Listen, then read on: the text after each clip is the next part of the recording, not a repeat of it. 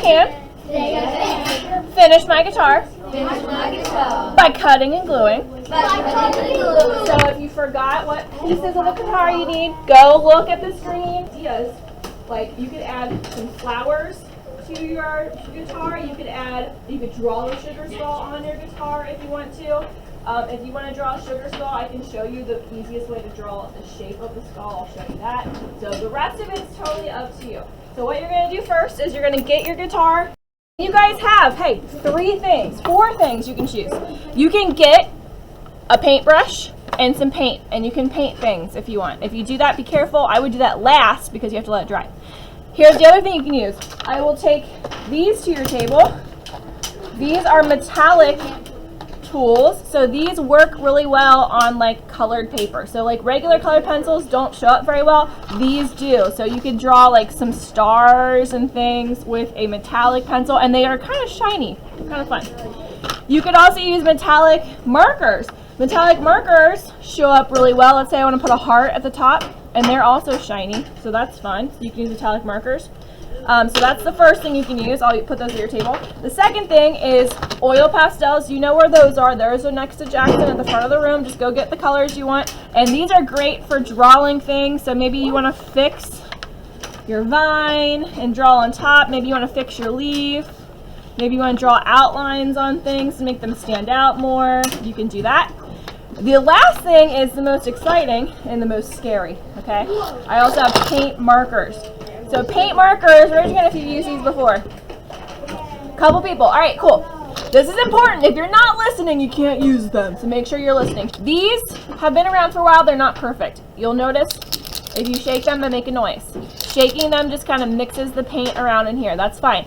Here's rule number 1. Do not shake it with the lid off. If you shake it with the lid off, sometimes the paint will shoot out the top, okay?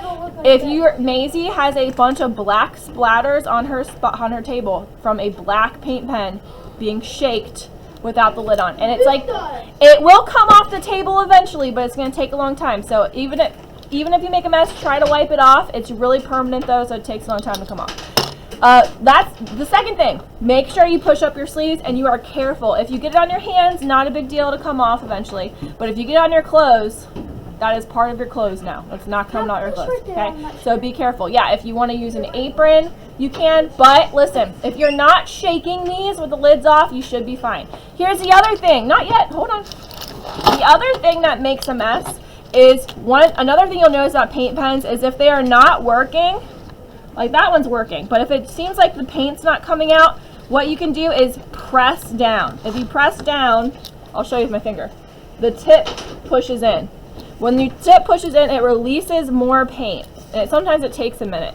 So if you press down really hard, the paint might ooze out and make a puddle on your paper, and then it goes everywhere. So be really careful. If your paint marker's not working, I suggest just bringing your paint marker to me and I'll get it started again for you.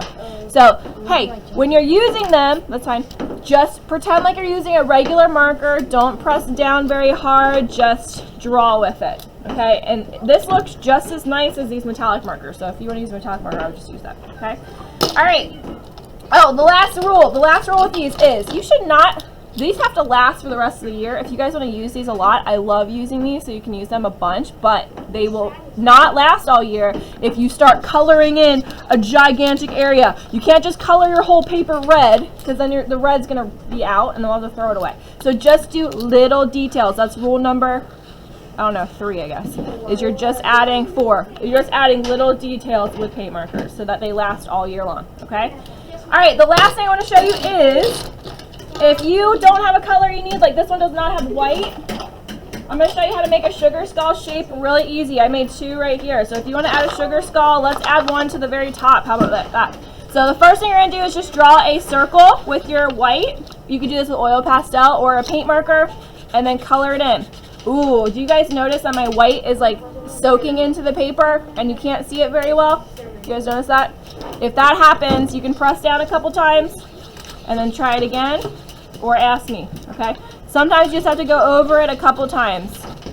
Hey, fun fact, if you can see through it, it's called transparent. If you can't see through it, it's called opaque. All right, now look, at the bottom I'm gonna put a little like rectangle, and that's going to be the jaw.